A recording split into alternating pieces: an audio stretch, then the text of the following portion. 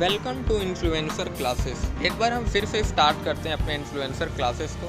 काफ़ी टाइम बाद हम मिल रहे हैं। हमारा भी एग्ज़ाम था, अब वो ख़त्म हो चुका है, इसलिए हम फिर से वापस क्लास 10th के लिए इन्फ्लुएंसर क्लासेस स्टार्ट हो रहा है।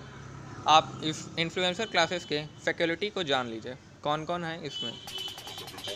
जैसा कि आप देख सकते हैं, पहला है सुशांत पांडे, जो कि कॉमर्स के एक स्टूडेंट है। दूसरे हैं संस्कार मिश्रा, वो पीसीएम के हैं, यानी कि वो आपको फिजिक्स, केमिस्ट्री या मैथ पढ़ाएंगे।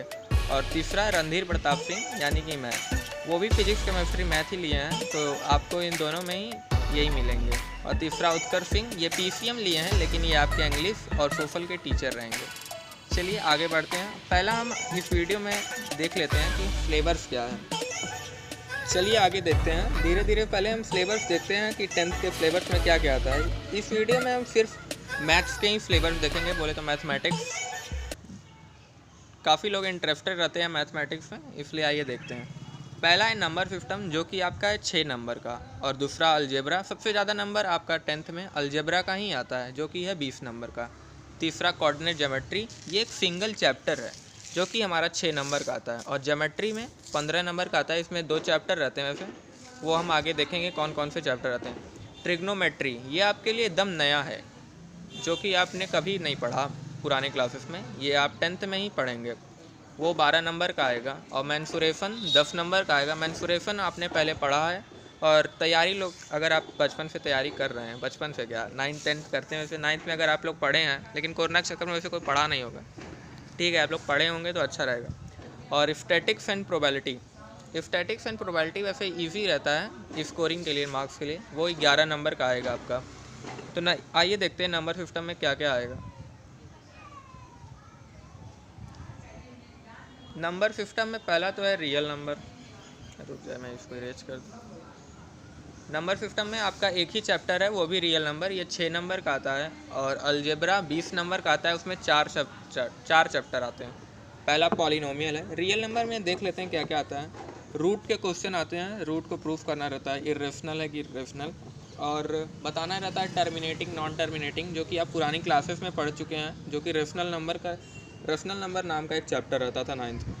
और अलजेब्रा पहला है पॉलिनोमियल, आप थोड़ा बहुत जानते होंगे पॉलिनोमियल के बारे में। Pair of linear equation in 2 variable, आप 9th में 1 वेरिएबल का पढ़े होंगे, इसमें 2 वेरिएबल का पढ़ेंगे। पहला लीनियर 1 वेरिएबल में 1-2 सॉल्यूशन ही होता है, यूनिक सॉल्यूशन माना जाता है। और 2 वेरिएबल में आपको इन्फिनाइट सॉल्यूशन मिलेगा, और काफ़ी ग्राफिकल मेथड रहेगा, अलजेब्रिकल मेथड रहेगा, ये सब आपको बताया जाएगा। और क्वाड्रेटिक में एक फॉर्मूला होता है, श्रीधराचार्य फॉर्मूला। आपको इसी फॉर्मूले से बेस्ड काफ़ी क्वेश्चन आएंगे एग्जाम में, और 100% ही रहता है। वैसे ज़्यादा से ज़्यादा बार क्वाड्रेटिक इक्वेशन के सवाल काफ़ी 4 नंबर के या 3 नंबर के पूछे जाते हैं।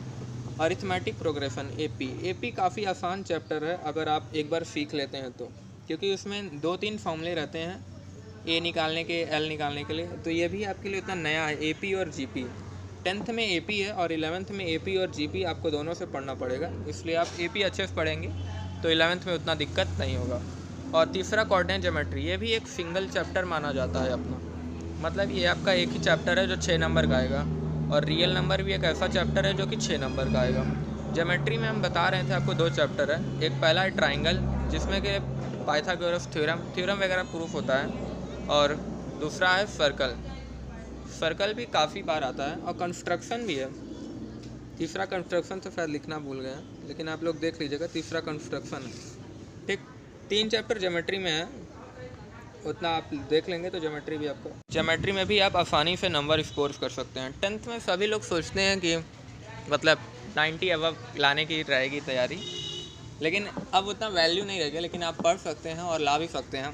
अगर आप इन्फ्लुएंसर क्लासेस के साथ पढ़ेंगे तो एक बार उम्मीद रख सकेंगे। और भी आप किसी के साथ भी अगर होम ट्यूटर और कहीं आप कोचिंग जाते हैं तो ठीक है, लेकिन एक बार इन्फ्लुएंसर क्लासेस को मौका दीजिए और आप देखिए कैसा हम लोग पढ़ाते हैं। ठीक, हम लोग भी स्टूडेंट हैं, हम लोग ने भी देखा है काफ़ी यूट्यूब चैनल्स को कि वो कैसा पढ़ाते हैं। एक कोशिश है, बाकी आपकी मर्ज़ी। और ट्रिग्नोमेट्री आपके लिए बिल्कुल नया था, जैसे हम लोग बताए थे। इंट्रोडक्शन टू ट्रिग्नोमेट्री और एप्लीकेशन ऑफ ट्रिग्नोमेट्री। इंट्रोडक्शन में काफ़ी कुछ रहता है, इंट्रोडक्शन में ही सब कुछ बता देते हैं। एप्लीकेशन में एक छोटा सा हाइट एंड डिस्टेंस के नाम से भी जाता है। तो हाइट एंड डिस्टेंस क्या होता है वो मैं आपको बता दूंगा बाद में। इंट्रोडक्शन की बात करते हैं, इसमें आपको 6 रेशियोज़ के बारे में बताएगा। साइन, कॉस, टेन, कॉट, सेक, कोसेक, यही 6 रेशियो रहते हैं, ठीक। अब इसमें 90 0 से लेकर 90 तक की आपको वैल्यू याद करनी पड़ेगी, वो आपको याद ही करनी पड़ेगी, ठीक है। उसमें अगर आप लोग सोचना चाहेंगे शॉर्टकट लगा लेंगे, ये लगा लेंगे, तो उतना नहीं बन पाता, क्योंकि जब सवाल करेंगे तो आप शॉर्टकट थोड़ी लगा पाएंगे। आपको याद रहेगा तो आप जल्दी से जल्द सवाल करने की कोशिश करेंगे। हम लोग में ये ऑब्जेक्टिव हुआ था, इसलिए हम लोग ने इतना प्रिपेयर करके गया था। तो आप लोग में तो अब सब्जेक्टिव ही होगा पूरा एनुअल एग्ज़ाम, 80 नंबर का सीधा डायरेक्ट आप बोर्ड में एक ही बार आप बोर्ड देंगे। हम लोग तो 2 बार दिए, एक बार ऑब्जेक्टिव एक बार सब्जेक्टिव। ऑब्जेक्टिव के हिसाब से भी अगर आप तैयारी करना चाहें कंपटीशन के लिए, तो उसकी भी तैयारी हम इसी चैनल पे इसी टाइम पे कराएंगे जब वो लेक्चर अपलोड करेंगे हम लोग, ठीक। कि आप कितना से कितना तेज कितने जल्दी क्वेश्चन सॉल्व कर सकते हैं। Application of trigonometry, introduction of trigonometry, इसके काफ़ी ट्रिक्स हम लोग आपको बता देंगे जो कि मतलब आसानी से आप कर सकते हैं। लेकिन वो स्कूल आपको नहीं मानेगा, फिर ये स्कूल आपको पूरा प्रोसेस करना पड़ेगा, फिर आपका स्टेप मार्किंग जिसे कहते हैं आपको वो देना पड़ेगा, ठीक है। और एप्लीकेशन ऑफ ट्रिग्नोमेट्री को हाइट एंड डिस्टेंस के नाम से भी जाना जाता है। और अगर आप इंट्रोडक्शन अच्छे से पढ़ लेते हैं, फिर आपको 11th में दिक्कत नहीं होगी। पहली बात ये, 11th में आपको दिक्कत नहीं होगी। और दूसरी बात कि आपको एप्लीकेशन ऑफ ट्रिग्नोमेट्री में ज़्यादा मेहनत नहीं करना पड़ेगा, ज़्यादा रेशियोस है ना एप्लीकेशन ऑफ ट्रिग्नोमेट्री में, और ना प्रूविंग है। और इंट्रोडक्शन में आपको प्रूविंग लास्ट वाली एक्सरसाइज सबसे हार्ड रहती है सबके लिए, हमारे लिए भी हार्ड ही थी, लेकिन बस उसके बाद लेकिन हम लोग सीखते सीखते हम लोग का हो गया था। और वही ऑब्जेक्टिव हमने दिया था, आप सोच सकते हैं कि कितना हार्ड होगा। और मैंसुरेशन आप लोग पढ़े हैं पहले भी, लेकिन आपने उन लोगों में एरिया रिलेटेड टू सर्कल पहली बार पढ़ेंगे शायद, इस पर मैं नहीं पढ़ा था, बाकी आप लोग पढ़े होंगे तो कोई बात नहीं। सरफेस एरिया एंड वॉल्यूम, जो कि आप लोग ने क्लास 8th में पढ़ा था। सब लोग कहते हैं कि क्लास 8 का पढ़ा क्लास 10th में आता है, तो आप लोग पढ़े ही होंगे, हम लोग भी पढ़े थे वैसे क्लास 10th में 8th में। संजय नाम के सर पढ़ाते थे हमारे स्कूल में, काफ़ी अच्छा पढ़ाए थे वो भी। पर वही क्लास 8 मौज मस्ती का था, तो हम लोग मौज मस्ती ही कर गए थे, लेकिन अच्छा नंबर आया था मैथ्स में। 8th में अच्छा नंबर मेरा आया था। चलिए 8th की बात, अब स्टैटिक्स एंड प्रोबेबिलिटी की बात करते हैं। स्टैटिक्स और प्रोबेबिलिटी दो एक आसान ही चैप्टर रहते हैं जिसमें आप आसानी से स्कोर कर सकते हैं, लेकिन यही आप अगर 11th में देखेंगे तो फिर आपके लिए टफ लगेगा अगर आप लोग ने अभी नहीं पढ़ा तो।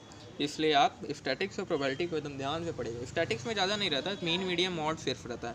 और सरफेस एरिया वाले में एक बात मैं बताना चाहता हूँ, इसमें कोई कॉन्सेप्ट नहीं है। अगर आपको फार्मूला आता है तो आप बाजी मार लेंगे सरफेस एरिया वॉल्यूम में, फिर आपको कोई नहीं हरा सकता। और यदि आप क्वेश्चन को समझना सीख जाते हैं तब तो और बढ़िया।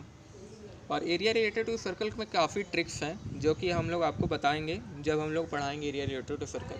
पूरे ट्रिक्स के साथ आपको पढ़ाया जाएगा, लेकिन आप ट्रिक्स को सिर्फ कम्पिटिटिव एग्ज़ाम में फॉलो करिएगा। स्कूल में करेंगे तो आपके नंबर 100% कटना ही कटना है, क्योंकि स्टेप मार्किंग होगी और स्टेप मार्किंग में नंबर काट। और स्टैटिक्स एंड प्रोबेबिलिटी आसान है, कार्ड्स वगैरह देगा आपको, डाइस देगा, ज़्यादा से ज़्यादा 2 डाइस देता है वैसे, लेकिन कभी कभी RD शर्मा आप लेंगे, RF अग्रवाल लेंगे साइड बुक के लिए, तो आपको मिल जाएगा 3 डाइस तक। लेकिन हाँ, क्लास 10th में NCERT लेवल इज़ मस्ट। आप NCERT करते हैं तो आपका मतलब 90 तक आप ला सकते हैं, 90 तक। और RD RF करेंगे उसमें सवाल सिर्फ लगाइए, और क्या कॉन्सेप्ट सिर्फ NCERT का ही देखिएगा, क्योंकि हम लोग भी काफ़ी टर्म 1 में देखे थे बाहर का सवाल, लेकिन उतना बना नहीं था।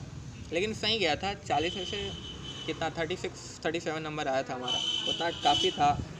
मतलब ऑब्जेक्टिव लाना वो भी पहली बार मैंने दिया था, सभी लोग पहली बार दिए थे, किसी का 40 में से 40 भी आया था, लेकिन अपनी अपनी बात होती है। हम लोग अपनी कोशिश किए, बस आप भी अपना बेस्ट दीजिए, बाकी रिजल्ट का क्या है, वो तो लक भी होता है कुछ, और कुछ आपकी मेहनत। सो कीप सेफ, आप सुरक्षित रहिए। और अगर आप इन्फ्लुएंसर क्लासेस के साथ हैं तो आप उन्हें सपोर्ट करिए। कमेंट में बताइए कि नेक्स्ट आपको फर्स्ट लेक्चर किस सब्जेक्ट का चाहिए, साइंस का कि मैथ का, ठीक। Thank you so much for watching.